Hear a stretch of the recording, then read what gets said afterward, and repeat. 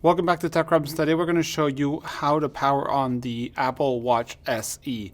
Make sure, of course, that you have battery on it and it's being charged, but all we have to do to turn it on is not the digital crown, but the button on the side. Press and hold it for a few seconds, and that basically has the Apple logo, and we will see the watch turn on. It'll take a few seconds. Obviously, it's booting up from being off, and we give it a few bit more. And that should be almost it. It's taking around 10 to 15 seconds. Brightness got brighter. And let's see how this works. Didn't think it would be so slow.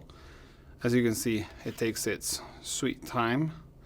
But yeah, make sure that it's charged. Obviously, if you've had it off, you want to make sure that you have charged it overnight or for at least a few minutes before trying to turn it all on. So there we go. Now it's on, and basically that's how we turn it on. Like I said, press the button on the side for a few seconds, and that's how you turn the Apple Watch SE on, just in case you needed to have it off for some while. So yeah, thanks for watching. If you have any questions, let us know in the comments below. See you in the next video. Bye.